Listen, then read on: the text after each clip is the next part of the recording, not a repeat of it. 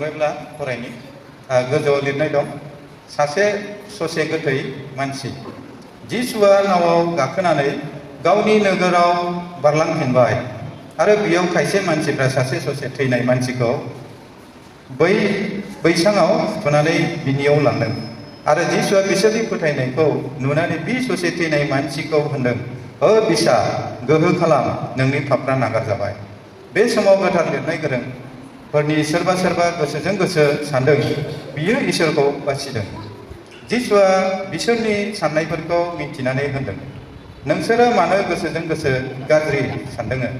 मानोना बबेखौ बुंनो आलथुआसिन, नोंनि पापफ्रा नागारजाबाय, नङाब्ला बुंनो नोङो सिखांनानै थाबाय।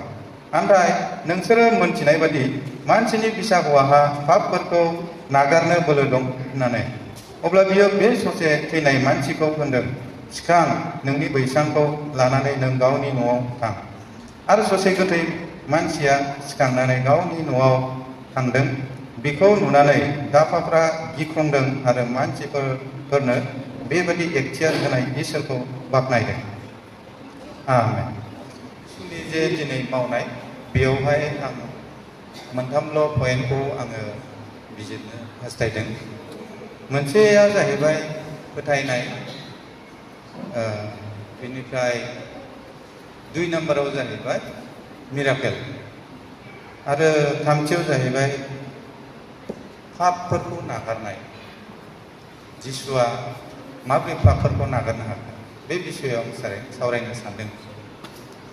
सिगांसिनथाराव जिसुआ बिसिनि फोथायनायखौ नुनानै सन्तुष्ट जादों, गोजोनदों आरो गोजोननानै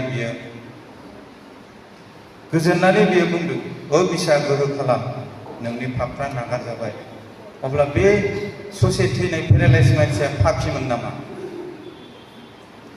नोंनि पापफ्रा नागारजाबाय।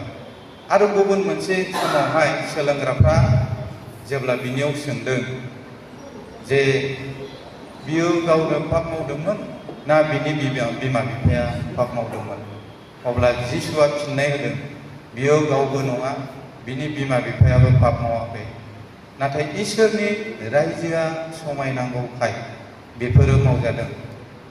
दानिया जुदि बेबायदिब्ला बे ससे गोथैखौ जिसुआ मानो नोंनि पापफ्रा नागारजाबाय बे खोथाखौ होनखो? मानोना जोंनि डिएनएआव पापआ थाखानायखाय नोंनि पापफ्रा नागारजाबाय। जिसुआ बे खोथाखौ होनदों। मानोना नों फोथायबाय आंखौ, आरो जिसुखौ जेब्ला जों फोथायो आरो फोथायनानै जेब्ला बाप्तिस्मा लायो, अब्लानो गासैबो जोंनि आदम हौवानिफ्राय लानानै जोंनि जिबनाव थानाय पापफ्रा नागारजायो। जोंनि मानसि जाथिनाव मा मा पाप थायो? जोंनि गोबाङानो सानो आंनावलाय मा पाप दं, आं एथ'ग्राब गिर्जा खालामो, आंनावथ' जेबो पाप थाथावा, पापानो गैया, आंनावबो पाप गैया, आफानावबो पाप गैयामोन, जों गोथार। गोबाङा बेबायदि बाथ्राखौ बुङो, बेखौनो सानो। नाथाय जोंनि डिएनएआव पापआ थायो। मानसिनाव मोनथाम रोखोमनि पापआ थायो। मोनसे रोखोमनि पापआ जाहैबाय आदम आरो हौवाया मावनानै गालांनाय पाप, बियो डिएनएआव थाखायो। बेनिखायनो बे हानि मोदोमजों दाजानाय बे हानि मोदोमखौ इसोरा हायावनो गालाङो। आरो माखासेखौ जे हानि मोदोमैनो लांफादों, नैबे हनकमोन, एलियामोन, बिसिनि आलदा बिसय, दिनैनि बिसय नङा बेयो गोलाव बिसय, दिनैनि बिसय नङा। बे मोनसे परिकल्पना जे बास्तबिकआव जे मोनसे सोरगो दङ, बेखौ प्रुभ खालामनो थाखाय इसोरा बेफोरखौ मावदों। जिखियानो जाया, आदम हौवानिफ्राय जे जोंनि डिएनएआव, जोंनि थैयाव थाखानाय पाप, बे मोनसे 1 नाम्बार पाप। आरो 2 नाम्बार जे जोंनि आफानि बे मोनब्रै थिरिनि पाप थायो। आं बुंनो हागोन नामा आंनि आफाया पाप मावाखै? आं बुंनो हागोन नामा, गेरेन्टि होनो हागोन नामा आंनि आबौआ पाप मावाखै? फिरि मोनब्रैसिम इसोरा जिहेथु पाप होयो, इसोरनि सिगाङाव जोङो पापखौ बिसोरो पापखौ मावो मोनब्रै जेनेरेसन इसोरा बे खोथाखौ बुंदों बाइबेलाव थ' बे मोननै रोखोमनि पाप आरो मोनसे पापा जाहैबाय पार्सनेल पाप जोङो जेखौ प्रेक्टिकेलि मावथारो जोंनि आखाइजों मावजानाय बे मोनथाम रोखोमनि पाप अब्ला जेब्लानाखि बे ससे गोथै मानसिया पापफ्रा नागारजायो नोंना नागारजाबाय होनना बुङो आरो बेबायदि रोखोमनि पापफ्रा नोंनि पापफ्रा नागारजाबाय होननानै बुंनाया बै हिन्जावखौ जेब्लानाखि अन्थाइजों खुबैथारनो ज' जिसुनियाव सोंहैयो अब्ला सासेबो इहुदिफ्रा अन्थाइजों खुबैखारनो हायासै मानोना बे समाव जिसुआ बुंदों सोरबा पाप गैयाब्ला बे हिन्जावखौ अन्थाइजों खुबैथार अब्ला लास्टआव जिसुआ बुंदों बे हिन्जावखौबो नोंनि पापफ्रा नागारजाबाय नोङो आरो दा मावफिनबावसै थ' नैबे जिसुआ जेब्ला जिसुनियाव जेब्ला जों बाप्तिस्मा लायो जोंनि बे डिएनएआव आदम आरो हौवानि जोलैनिफ्राय जोंनियाव थानाय बे पापआ जेब्ला जों बाप्तिस्मा लायो जेब्ला जों गोदान जायो अब्लानो जोंनि पापफ्रा नागारजायो जेरैहाय बे ससे गोथैया बेयो जिउआवबो आरो मोदोमावबो सोखाजानायखौ मोनदोंमोन बेनिखायनो बेयाव गोदान जानायखाय बिनि गासैबो पापआ फ्रि जाबाय जिसुआ बे खोथाखौ बुंदों आरो 2 नम्बर पाप जोंनि आफानि जे मोनब्रै जेनेरेसन बे पापआ माबोरै नागारजायो जोंनि दैनन्दिन जोङो धोरोमिया जिउ खाङोब्ला आरो बाइबेलनि बोसोन बादि जोङो थाबायोब्ला जोंनि आजै आजौनि जे आफानि आबौमोन जे मावनानै गालांनाय आरो बियो जोंनियाव थानाय इसोरनि साव बियो जोंनि सानफ्रोमबो दैलि लाइफ जोंनि धोरोमिया जिउ खाङोब्ला बियो बे पापआ नागारजायो 2 नम्बर पाप आरो 3 नम्बर पापआ जाहैबाय 3 नम्बर पापखौ जेब्लानाखि जोङो बे गिर्जायारि मण्डलियारिफोरनि गेजेराव गावखौ रिपेन्ट खालामो आं दिनैनिफ्राय बेबायदि आं पापखौ मावला होननानै गिर्जारिफोरनि सिगाङाव सिमान लायो अब्ला 3 नम्बर पापआ गावनि पार्सनेल पापआ नागारजायो नाथाय इसोराथ' नागारो नाथाय जोंनि माखासे साननायफ्रा जों नागारनोनो हाया नाजावजाखांनायनि उनावबो जोङो बेखौ सावरायज्लायनो मोजां मोनो जेब्ला बेबायदि रायखुमालायो सावरायज्लायो बै मानसिनि जे नाजावजानाय पाप बेखौ गावसोरसो बेखौ बुथुमनानै आवग्रिनानै लानाय जायो मानो दिनैनि बाइबेला स्पष्ट बुंदों जिसुआथ' जाय इहुदिफ्रा जाय हिन्जावखौ अन्थाइजों खुबैथारनो होननानै ग्रोब सारिगिदिं गासैनिबो आखायाव हाथे बेखौ जिसुआ लोगो लोगो बेखौ नागारनो बिनि पापखौ नाथाय जों गिर्जारिफ्रा नागारनो गोसो गैया सोरबा गोसो गाबनानै जिसुनियाव फैयोब्ला जिसुआ बेखौ नाजावो आरो बिनि पापफोरखौ नागारो दानिया जिसुआ बेबायदि मिराकेलखौ माबोरै मावखो बे ससे थैनाय माने बे गोथैखासै जेबो खामानि गैला बेनाव हांल'सै बेबायदि आरो थैथारनायखौबो फोथांनाय उदाहरन गोबां बाइबेल थ' जिसुनाव मा मोनसे बेबायदि सक्ति दङ जायनि थाखायहाय बै 2000 समनि बाइबेल गैयै समनि मोनसे डिसकासखौ आं बेयाव लाबोदों जे जिसुआ मानोना बिसोर गिख्रंजोबदोंमोन जिसुनाव मारै बेबायदि बैसांजों लाबोनाय थिखांनानै थाबायनो हाया बेबायदि मानसिखौ जिसुआ माबोरै बेबायदि सोखाखो थ' जिसुआ स्वयं गावनो इसोरखाय बिनियाव बे गुना दं बियो संसारखौ देरहाबाय संसारखौ फेजेनबाय थैनायखौ फेजेनबाय इसोरा बेनो देरसिन गावनि आगदा गावनि आगदाथिं फज'दों, देरसिन मुं होदों। जिसुनि समान मुं पृथिबियावबो सोरगोआवबो गैया। बेनो बे होदों। आरो जिसुआ गावखौ फल' खालामग्रा, गावखौ फोथायग्रा, गावखौ सिबिग्रा साफ्रोमनोबो जबान होनाय बायदि बेयो बुंदों, मावफुंदों जे आंनिफ्राय नोंसोर बांसिन मावगोन। आरो बे खोथाया प्रुफ जादों पेटरनि सायख्लुमाव पेटरनि सायख्लुमा जायनाव नांदों बिनि बेमारफ्रा गादों। दानिया मोननै रोखोमनि बेबायदि बेमार सोखाग्राफोर दं। माब्रै होनोब्ला मसिया लावथिखौ गारनानै जेब्ला जिबौ जायो, आरो बै राजानि जे मोन्थोर गोरोंफोर बिसिनि लावथियाबो जिबौ जादों। दानि दिनाव गोबां एगजामपोल दङ। आरो जों माखौ होसोयो? जोङो बेखौनो होसोयो। बेबायदि बेमार सोखाग्रा फैदोंनो। बहाबा अन्थाइनि दैनो, बिदिनो बेमार सोखानायबो, अन्थाइनि दैबो गासिबो जोंनियावनो दंजोबखायो अथ'स'। अब्लाबो जों गुबुनाव होसोलाङो। नाम्बार 2, आंबो बेबायदि सोखाग्रा जादों। स्वयं सासे मानसिया बुंदों, बेबायदि प्रेयार सेन्टार मोनसे खुलिनानै लादों। आरो मानसिफ्रा जेब्ला ज्राव ज्राव दानखौ होयो, बे प्रग्रामा मालासो जोबो साननानै जे प्रग्राम जोब्बाय गासिबो दानखौ बुथुमजोबना फोजोबो। थाखाखौ लब खालामनानै मिनिस्ट्रि मावग्राफोरनियाव गोथार जिउआ थाया। नाथाय जिसुआ स्वयं गाव गोसो जायाब्ला मानसिनि हास्थायनायजों माब्लाबाबो बेबायदि मिराकेला जाया।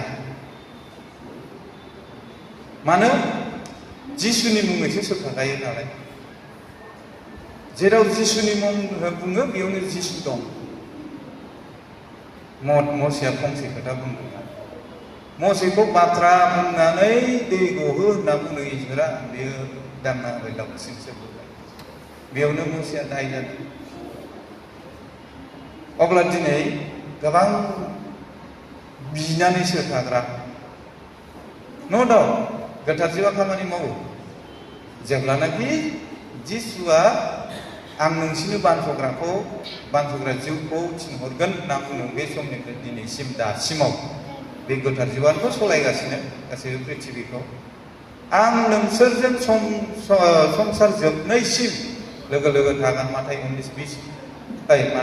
28-20 जोबनाय सोदोबाव जिसुआ बुंनायनि अर्थआ बेनो। गोथार जिउआ दिनैसिम दङ। आरो बे गोथार जिउ थानायखौनो जिसुआ बुंदों, आं नोंसोरजों संसार जोबनायसिम लोगो लोगो थागोन। समाय एग्रिमेन्ट खालामदों। आरो बे एग्रिमेन्टआ जोंनि आखायाव बाइबेल दं, मिन्स जोंजों एग्रिमेन्ट खालामदों। बे संसारनिफ्राय जोंखौ थख' खालामनानै लांनायनि नारा नाथा जुजिबाय थादों। नाथाय गोसो जायोब्लाथ' बेयो थख गासैखौबो खनखांना लाना थांनो हायो। इसोरनि एथ'ग्राब दरखार जादों नामा? खौथि संसारखौ दाया सायावनो बेनाव दुतफ्रा दंखायोमोन बेखौ सिबिनो थाखाय। अब्लाबो इसोरा मा बुंदों? नोंसोरो आंखौ सायख'वाखै जिसुआ, आंसो नोंसोरखौ सायख'दों। नायदो, पृथिबियाव जेसेबां संख्या दं, साफा दुत बियो दोनो होननानै माखासे माबाफ्रा बुंदों, प्रफेसि होग्राफ्रा। आरो बियो नंगौ। खावथामनि खावसेखौ लाबोफादोंना नुजाजानायना लुसिफारा जेब्ला गिदिर जुद्ध जायो गावजों लोगोसे लाबोफादों। बेयाव सोरगोआव माखासे खंख्ला जादों, खहा जादों। आरो बे लांदां जायगाखौ सुफुंनो थाखाय दा इसोरा मोनसे अपसन होदों मानसिनो। बेनिखायनो जिसुआ बुंदों, खोमा गोनाङा खोनासंथों, मेगन गोनाङा नायथों। रावखौबो जबरदस्ति खालामनानै नोरोगाव थांबो होननाय नङा। जबरदस्ति खालामनानै नों सोरगोआव नोंखौ एकदम थाबाबो जे नोंखौ लांथारगोन बेबायदिखौ खालामा।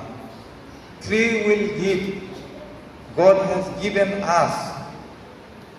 इसोरा जोंनो गावनो चइस खालामनो हानाय फ्री विलखौ जोंनो गोसो जानायखौ बेखौ इसोरा जोंनो होदों। आं गोसो जायोब्ला गिर्जायाव थांगोन, आं गोसो जायाबा थाङा। बे जाहैबाय जोंनि इसोरजों होजानाय फ्री विल। नङाबाथ' रिमट कन्ट्रलनि माबा बेटारिनि सिस्टेम जागौमोन ना, रिमट सेरबाय। दा सैताना बेखौनो खालामनो नागिरदों। सैताना मा खालामदों?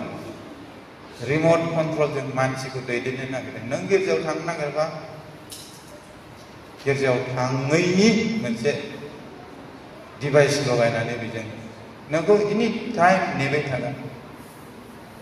मा दरकार जागोन?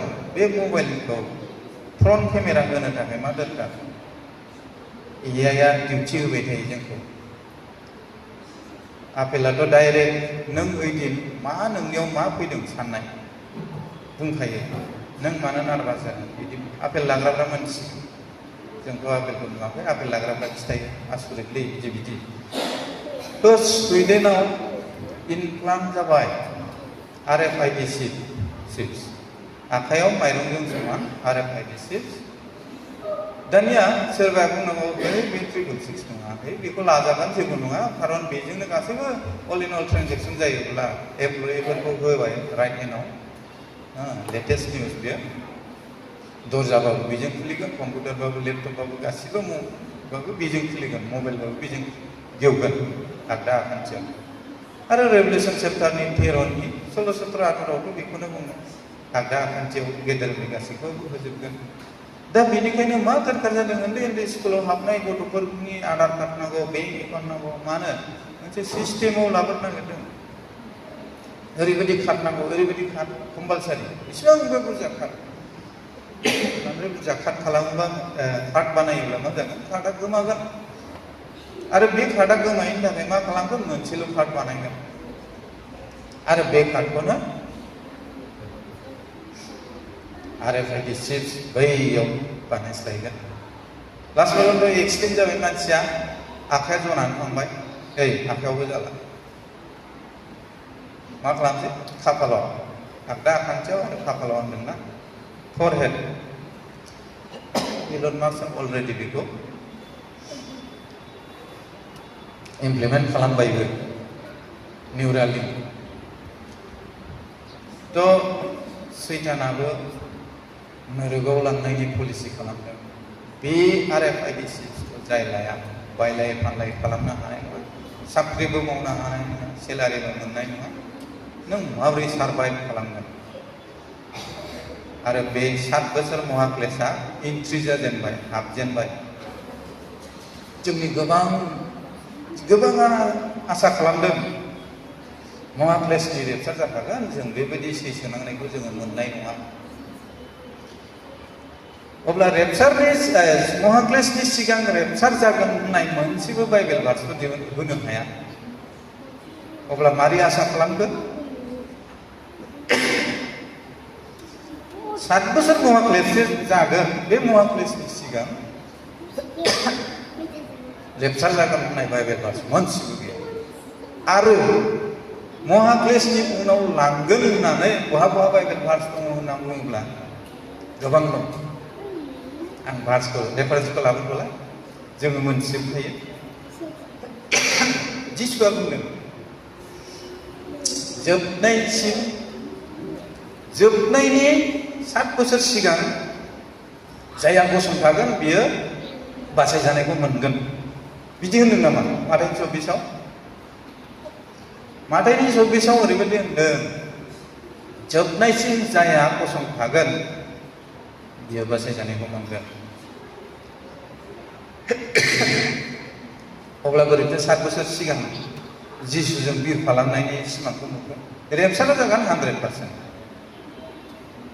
जिसुजों नैबे रेपचार महाक्लेशनि सिगां जेब्लानाखि रेपचार जागोन होनना बुङो, लेजि खालामो, फोथायनायाव दुरबल। मानो होनोब्ला बेफोरबायदि क्लेशआ जेब्ला फैयो, जहना नुजाहोनायाव बुंदोंना, नोंसोरो बाज्ल'ना रंजादों, मानोना नोंसोरो हाबहैनो मोनसिगोन। सोरबा करिन्थनि 15-51 निफ्राय आखर बेयाव बुंदोंना गेदेर पेम्पा सुनाय जागोन आरो जोबथा पेम्पा लास्ट ट्राम्पेट अब्ला नुजाहोजानायनि 7 ट्राम्पेटआव नायदो 1 2 3 4 5 6 7 ट्राम्पेटआव मा लिरदों गासैबो संसारनि माबाखौ मानसिनि बिसावआनो दायित्व होनाय जागोन आरो बियो बिनिफ्राय नेक्स्ट निउ मिलेनियाम हाजारसे बोसोरनि थाखाय गोदान अख्रां गोदान पृथिबी बिनि दायित्वखौ जिसुनो होगोन गोबां दं रेफारेन्स जुएल नाबिनियावबो दं अब्ला जाय मानसिफ्रा बेबायदि भुल शिक्षाखौ होयो गावसोरनो आन्दायनायाव दंग्रोयो आङो सोरबा सासे प्रिसार्सखौ आं टारगेट खालामनानै थांखिनानै बुङाखै दे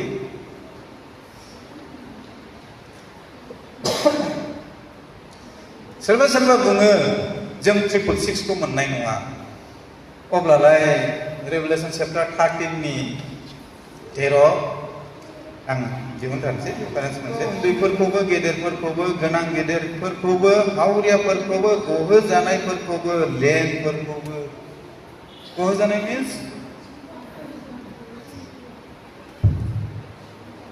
इसोरनि नोजोराव आंनि सोरगो रायजोआव नैबेबो सासे फिक्स खालामनानै दोनखानाय इसोरा गहोजानाय इंलिसाव नायनो हागोन मा बुंनाय जादों लेनफोर नाजारेथ जिसुनि मुङै होननानै दांबानो बिनि माबाया खारो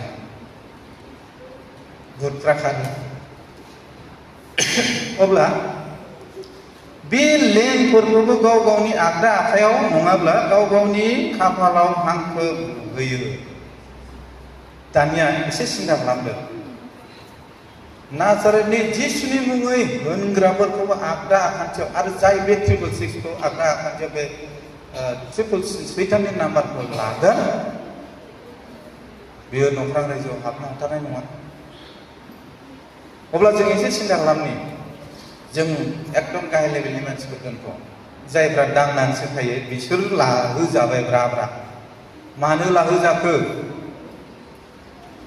मानो एन्सारा नैबेनो जों महाक्लेशनि सिगां लेक्चार जाखागोन नालाय ओरै होबोगासिनो दङ दा सुइडेनाव जेरैहाय होदों इमप्लान्ट खालामदों राइट हेन्डआव बेबायदि होगासिनो बे 666 मा रेफारेन्स जाथ'वाखैना आरो फोरोङो ख्रिस्टानफ्रा गोमोरजोबगोन सोरबा गोमाजोबगोन थिगासे बेखिनिया थिगैनो दं नाथाय नैबे 7 बोसोर महाक्लेशनि सिगां रेपचार जागोन होननायखौ बेसेबां रिसार्च खालामनांगौ दङ 666 नि सिगांनो जुदि रेपचार जागोन जायोब्ला बे गहोजानाया बोरै थाबथालांबावखो मा इसोरा सोरखौबा गालांगोन नामा जुदि बेबायदिब्ला नोङो फोथाराव माइ हानो थांगोन नोङो 10 बिगा हानिफ्राय 9 बिगाल' हानानै 1 बिगाखौ गारबोगोन नामा सोरबा सासेनाव आं सोंदोंमोन बे गहोजानाय आरो लेनफ्रा मानो थाबथालांखो 666 नि महाक्लेशनि सिगाङाव जुदि रेपचार जायोब्ला बेखौ मानो गालांखो इसोरा 1% गालांगोन अब्ला नोङो फोथाराव 1 बिगा गारबोगोन नामा माइखौ ओरैनो माइया सिरिखांबासो नों खनथुमहैगोन नामा बे जुक्ति नङा बाइबेला बेखौ थिना मानोना जाय जिसुजों लोगोसे 12 जननिबो आरो गोबां शिशु आरो दिनैसिमाव हाजार जाय जिसुजों लोगोसे मिनिस्ट्रि मावफानाय जिसुनि सेलाफ्रानो जुदि बारग'वाखैब्ला जोंलाय बबे फोथारनि आबाद जाखो एफा आलो इसोरा जोंखौ लांगोन महाक्लेशनि सिगां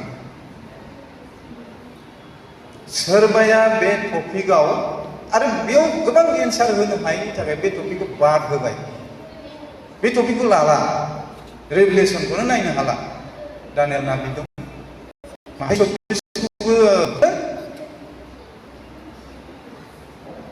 इसोरा मोनथिगौ आरो 2000 सिगां जेखौ बुङो नै दा खुलिगासिनो बुङो आंनि पार्सनेलनिफ्राय आंनि बुजिनायनिफ्राय जोंनि दिनाव जेसेबां दिनसिम नैबे मोजां बाइबेला थागोन अब्लासिम जों बाइबेलनि बोसोन बायदि थाबायनांगौ। किबा जानि जों अनजानायजों लांजायोलाय अनजानायजों जुदि सोरबा ब्रा ब्रा आंखौ हाबथारनो होननायजों हाबनो हानाय नङा। गिदिर गिदिर मानसिखौ सुवाखै जिसुआ माबायदि गिदिर गिदिर फोरबो नोङो जोंखौबो हाबनो होदो नोंजों जाफादों लोंफादों नोंनि मुङै बुटफोर होखारदों हार दुस्थफोर गिदिर गिदिर हायाखैबा मानो हाबनो हायाखै बेखौनो बुंबाय थायो। ट्रिपल सिक्सआ रेपसारनि उनाव बेयाव गालांजानाया बाइबेलखौ फरायनानै खिन्थायोब्ला एसे रिसार्च खालामनानै सिन्था खालामनानै खिन्थायोब्ला गावबो बासिगोन गावनि फल'वारफ्राबो गावनि बोसोनखौ मानिग्राफ्राबो बासिगोन। बिसोरो मानि थाखाय सत्तु होजायो कपि पेस्ट खालामो। ओजों गोजौआव बहाबा फोरोंबाय ओजों सिक्रेट ससाइटिनिफ्राय नोंसोर बेखौ बुंथारनांगौ नङाबा नोंसिनि सेलारि बन्द' बेखौ फोरोंबाय बिसोरो गासिबो ए टु जेड मोजाङै फोरोंजोबगोन मोनसेयाव सत्तु होहैगोन। खारन प्रत्येकटा बाइबेलनि बोसोना फरवाल बादि ओरैबो ओरैबो जेरैथिंबो गोबौ नालाय नेगेटिभ सेन्सआव लायोबा बेबो बहुत नेगेटिभ सेन्सनि दङ आरो नैबे नेगेटिभ सेन्सयैनो फोरोंबाय थानायखाय बेखौनो कपि खालामनानै फैनानै गावनि फोथायारिफोरनि गेजेराव बेखौ प्रसार खालामो आरो बिनियाव मोनसे रेफारेन्स बियोबा जोंखौ फोरोंनाया बिदि फोरोंदोंबो होनग्रा दङ। फोरोंनायजों मा नों बेयाव फरायना मोनाखै नामा? ओंखायनो बाइबेलाव जेखौ थिनदों बे हिसाबै थाबायनाया जोंना गोनां। बेनिखायनो आङो बुंगोन नोंसोरो फोरोंग्रानि बोसोनखौ लादो आरो बे फोरोंग्राया गावनो जुदि गोरोन्थि आरो बै जोंनि फोरोंग्रानिबो फोरोंग्रा दंना जिसुआ बुंदों नोंसोरो संसाराव रावखौबो बिफा होननानैबो दालें आरो गुरु होननानैबो दागाज्रि। जोंनि गुरुआ मेन गुरुआ सोर जोंनि मेन फोरोंग्राया सोर जोंनि सार इंलिसाव सार होनो जिसुआसो जोंनि फोरोंग्रा गुरु जिसुआसो जोंनि सार आरो जोंनि हानि फोरोंग्राया जिसुनि फोरोंनाय बायदि थाबायाब्ला फोरोङाब्ला जों बिनिखौ माबोरै लानो? बेनिखायनो जोंहा लानांगौआ सोरनि जिसुनि जिसुआ जेरै फोरोंदों आरो जुदि गुबुन मोनसे बाइबेल फैनानै गुगोल टुगोल गुलाय गुलाय दाथ' बेबायदिनो जाखासिगोन जुगानो ओरैबायदि अमेन बाइबेलबो दङ फात्ताखौ मोननाय नङा बबेयाव बे गार्लेन होगोन नोंनि पापफ्रा नागारजाबाय बिनियाव पापखौ नागारनो हानाय बियो गावनि रायजोआव जोंखौ थिसननायनि सेस्था खालामदों। खारन देहा राइट्स दं फाइभ फिलिपिनि 2:5-9 आरो बेयावहाय बुंदों जोंखौ जोङो जिसुनि बायदि जाथारनांगोन जिसु बायदि जाथारनांगोन आरो जिसुआ माबायदिमोन जिसुनावथ' बहुद पावार दङ। नोङो बाथ्राजों सासे मानसिखौ जुदि फोथांनो हायोबा बाथ्राजों सासे मानसिखौ बुथारनोबो हागोन बियो अपोजिट बा जिसुआ जोंनि इसोरा अन्याय मावग्रा बा बाथ्राजोंबो बुथारनो हागोन नाथाय बियो बुथारनायनि जायगायाव मानसिया पापिब्लाबो बे अननायजों बेखौहाय फोथांदों। दा जिसुआ माबायदि एथ' पावारफुलबाबो जिसुआ ओरैबायदि गुरै नरम जेब्लानाखि स्कलारफोरा बुङो दै जेब्लानाखि बेखौ उनथिं खानानै साबुकफोरजों बुयो अब्ला बेनो बै नोलोखौ हमहोदों। जेब्ला मानसिया रागा जोङा आखाइ हमथुमोना हाथाय अरखेथारो एथ'ग्राब सानाय बिनि जिउआसो इसोर बिनि मोदोमाथ' जोंनि बादि हानियानो ना बेना जुदि गुबुन मेटेरियेल बा थै ओंखारनाय नङामोन सानायबो नङामोन। जिसुआ गाबनोबो रोंगौ गाबनो रोंगौबा निसय मिनिनोबो रोंगौ अब्ला नोलोखौ हमहोदों बेनो बेबायदि थैनोसै समाव मानसिया माबायदि जायो आङो फार्स्ट एक्सपिरियेन्स जेब्लानाखि आङो मोनथिबाय आंनि गलब्लादाराव अन्थाइआ गुजुनोसै खेबथाम सन'ग्राफ खालामदों आं फोथायाखै डिब्रुगड़आव खेबसे आगरवालाव खेबसे क'क्राझाराव खेबसे सेम रिपर्ट आरो सानाया आंना 6 घन्टासिम बाब्राब आङो डिब्रुगड़आव थाबा बेबायदि बे समाव आङो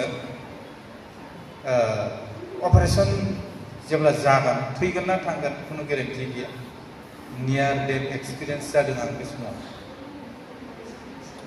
तो बेबायदि समाव जिसुनो आखायाव नोलोखौ होदों आरो बे नोलोखौ बुद्रुदोंबा मोनथिगोन बिसोरो रागा जोंदों थैनोसै सिगांसिम आनजादखौनो नागाराखै बिसोर इहुदिफ्रा मानसिखौ बुथारखानोसै थैथारखानोसै अब्लाबो बेखौ आनजाद लानायखौ नागाराखै तो बे इहुदिफोरनि केरेक्टार नामा सैताना बिसिनाव हाबदों सैताना आनजाद लादों अब्लाबो नोलोआ गोरोबाखै तो बेबायदि नोरोम जोंथ' नोरोम जानो हाया मानसि जानायखाय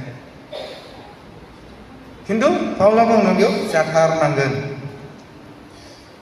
गोबां रेफारेन्सफोर दङ आङो मोनसेल' रेफारेन्सखौ होबाय फिलिपनि 2:5-9 बेखौ मोजां फरायोब्लानो जों बुजिगोन जोङो मोनथिगोन तो दिनैनि बिसयजों जों बेखौनो मोनथियो जे जोंनावबो माखासे जों माखौ सानो हानि मोदोमखौ सानो आरो हानि मोदोमनिया जेब्लानाखि ससे थैयो जोंनि जिउआबो थैफायो नामा नाथाय जोंनि जिउआव बहुद पेरालाइज जानानै दङ जोङो देहायावथ' गोख्रों मोजां थाबायगोन जागोन लोंगोन जिउआव पेरालाइज जानानै थायो जोङो नैबेबायदि जिउनिखौबो हानि मोदोमनिखौबो जिसुआ सिखाग्रा बेनिखायनो बाइबेलखौ बुंदों फारनै गोबौ बर'वालनि मिनिङानो जाहैबाय गोबां सेन्स बुजायो जिउनिखौबो मोदोमनिखौबो दानिया बे ससे थैनाय मानसिखौ जिसुआ बिनि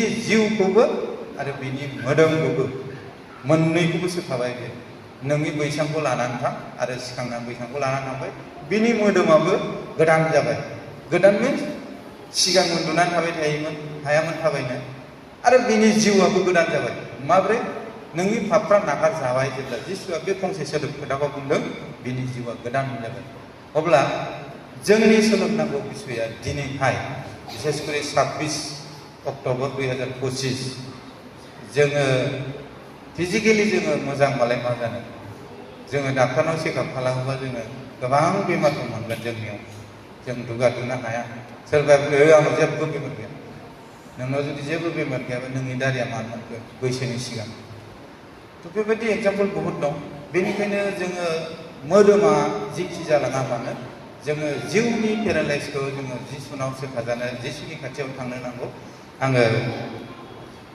बेखिनिखौसो आङो दिनै इम्पर्टेन्ट होननानै सानबाय आरो मोनबाय बेखौनो जों सोलोंलायनो हाबाय इसोरा गावनि बाथ्रानि सायाव बोर होथोंसै आङो बेखिनिखौ बुंबाय नाजानाय जिसुनि मुङै आमेन